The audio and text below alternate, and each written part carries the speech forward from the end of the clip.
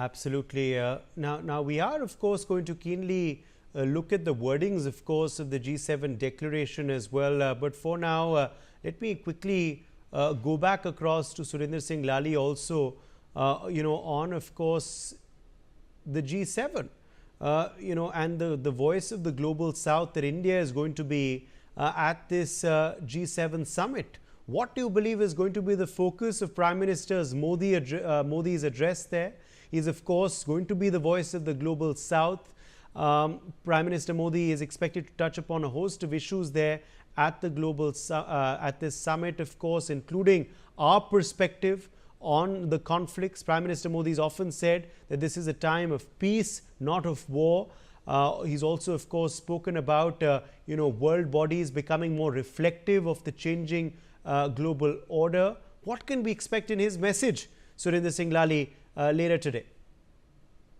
I'm going to first make the basis of my next point in that order, and then I'll make my point. Operation Sindoor, Pakistan, the K elements, Canada, United States, and now the Israel-Iran conflict. Now, why am I saying that? If you look at it, there was a method to the methodology. The way we got a cold response from the United States when it came to Operation Sindoor. It's probably one of the most open and shut cases of what happened.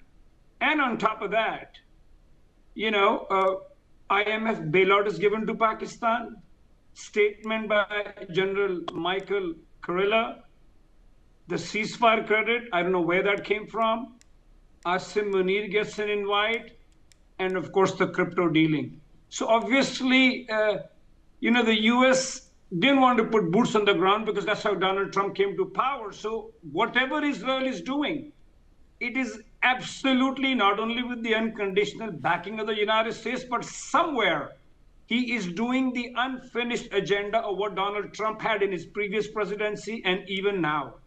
Uday, to me, this wasn't a G7, this was a G20 if you just minus Russia and China in it, because everybody else was there, and especially including Saudi Arabia.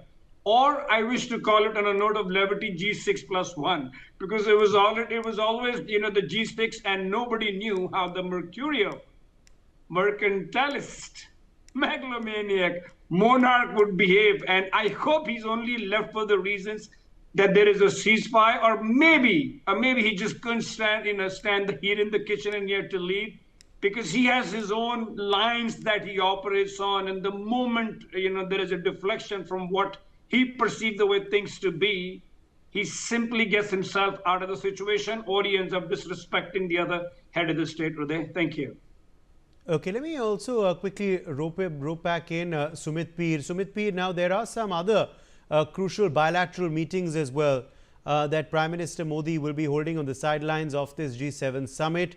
These, of course, include with the heads of state of Canada, Italy, amongst other nations. What could possibly be on the agenda for these meetings? And also, Sumit, what's your perspective on the Carney Modi meeting as well? A chance for Canada to reset relations with India. We already saw how the Foreign Minister of Canada had spoken with S. Jaishankar, Foreign Minister of India. It seemed that there was an effort by Canada to reset relations. Prime Minister Modi had also congratulated Mark Carney after his victory earlier this year. And obviously, Carney has extended the olive branch through this invite to PM Modi at this G7 summit. Uday, thanks. On a conceptual note, look, Mr. Carney looks to be a reasonable man, because what he has been talking and what he has been doing is quite reasonable, and that is how the leader should behave. It is unlike Justin's moments, what have been full of humor, rather, I would say.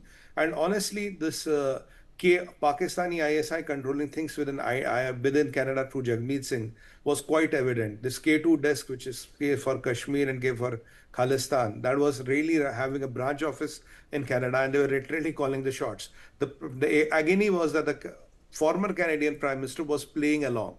Jagmeet Singh could make him, dance to his tunes. He had let go Canada's interest. He was not interested in the trade. He was not interested in the Canadian image. He was not interested into anything which would kind of be of interest to Canada. Now, messing around with China, messing around with India, messing around with America, that is what he has done. If you look at B4 countries, he has messed out with everybody. Now, what I see, Mr. Carney, he would want to reset the relation.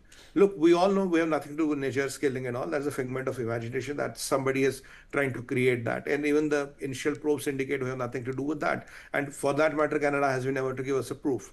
Now, keeping that aside, if Mr. Carney comes and wants to have a bilateral with Mr. Modi, which he's going to have, it is an indication that he's not willing to toe the line what has been there. There's a lot of opportunities on trade, students, tourism. And there are a lot of Indians who are immigrating, who have immigrated to Canada, and they are contributing a lot to the Canadian economy. But if you look in the cooperation of rare earths, if you look in the cooperation of petroleum products, Canada having one of the highest petroleum reserves in the world even on today, there's a lot of opportunities which are there. There can be a multi-billion-dollar which is there. Rather than focusing on that and seeing how the two countries and how the two democracies can prosper, if you want to play the Pakistan's ISI game, because Justin had a problem with Jagmeet Singh and he was running his government because of him and his government was there because of him. Now Mr. Carney doesn't have that problem, and incidentally, if you look at this elections, Jagmeet Singh also lost. So the people of Canada are not even with for that kind of politics. So the message is clear on the board. Look, Jagmeet Singh is no longer there. You should not be worried. He has lost. That kind and brand of politics has lost. So what you have to do, you have to kind of not only repair the relations, you have to take them to the next level. So if the relations are -5 and I want to go to +5, I don't have to climb 5 points, I have to climb 10 points. So the current Prime Minister of Canada has a big way to go. He has to balance his sentiments a bit. He cannot be seeing in that Canada is caving in, but at the same time, you have to make sure what is practical, what you're supposed to do in the chair. If you're there in the chair, you're supposed to look for the best interest of the country, not the best interest of your allies or the best interest of Pakistani ISI.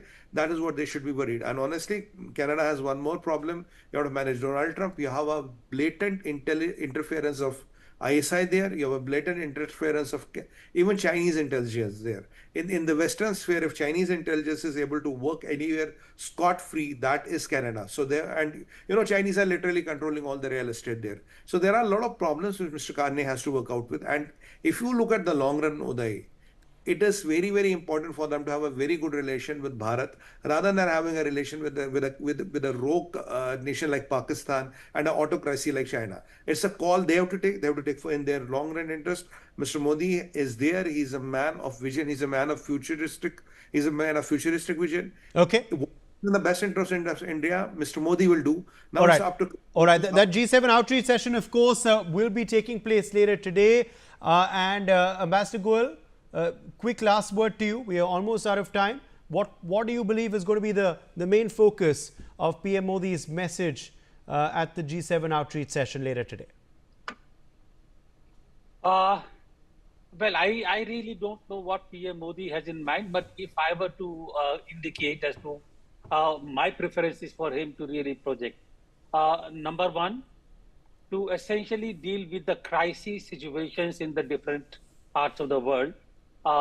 We have mentioned that already. Tehran, Israel is not just Tehran, Israel is going to impact. Please remember that the world's more than 80% of the oil supplies pass through Hormuz Straits. And the oil prices have already shot up, and speculations are that they could go up to $150 a barrel. It's a huge thing, number one. And also beyond the economy, the impact on the stability itself in West Asia is huge. Number two, deal with Gaza. It's heart-wrenching to see really those people. The politics is one thing, yes, but I think sooner or later a solution has to be found. Right. The two-state solution, which US advocated, is already fallen by the wayside.